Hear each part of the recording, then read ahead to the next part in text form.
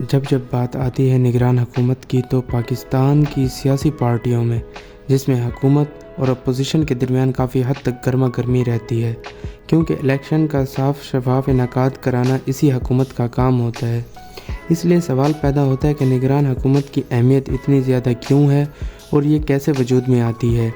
یہ سب جاننے کے لیے ہمارے یوٹیوب چینل کے ساتھ جڑے رہیں اور ہمارے چینل کو سبسکرائب کریں اور ہر آنے والی نئی ویڈیو کے لیے بیل آئیکن کا بٹن پریس کر دیں۔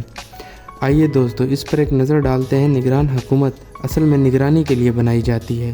پاکستان میں نگران وفاقی اور صوبائی حکومتیں آرٹیکل 224 کے تحت بنائی جاتی ہیں، جس کے مطابق اگر اسمبلی تحلیل کر دی جائے یا وہ اپنی مدت پوری کر لیتی ہے تو دونوں صورتوں میں کیئر ٹیکر سیٹ اپ لایا جائے گا، جس میں موجودہ حکومت اور اپوزیشن تین نام پیش کرتے ہیں۔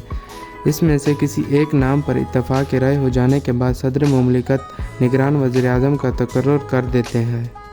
اگر حکومت اور اپوزیشن کے درمیان ان ناموں پر اتفاق نہیں ہوتا تو یہ معاملہ ایک 8 رکنی پارلیمانی کمیٹی کے پاس چلا جاتا ہے۔ اس کمیٹی میں تحلیل شدہ حکومت کے سینٹ یا دونوں طرف سے 4 ارکان شامل ہوتے ہیں۔ اس کمیٹی کو دونوں طرف سے 2 نام دیے جاتے ہیں۔ اس کمیٹی نے 3 روز کے اندر ان 4 ناموں میں سے ایک نام پر اتفاق کرنا ہوتا ہے۔ اگر اتفاق ہو جاتا ہے تو وزیر اعظم کا اعلان کر دیا جاتا ہے۔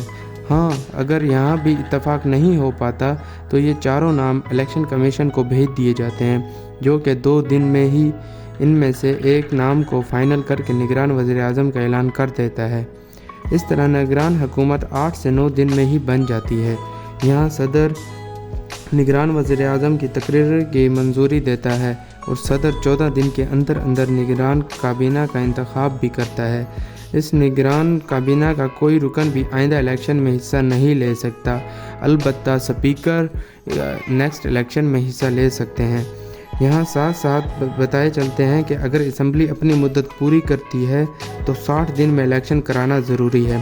اگر اسمبلی تحلیل ہو جاتی ہے اور اپنی مدت پوری نہیں کر سکتی تو 90 دن میں الیکشن کرانا ضروری ہے، اور آئین میں نگران حکومت کی مدت بڑھانے کا کوئی طریقہ درج نہیں ہے۔ نیکسٹ ویڈیو میں ہم نگران حکومت کے اختیارات کے بارے میں بات کریں گے، اور جاننے کے لیے ہمارے چینل کے ساتھ جڑے رہیں۔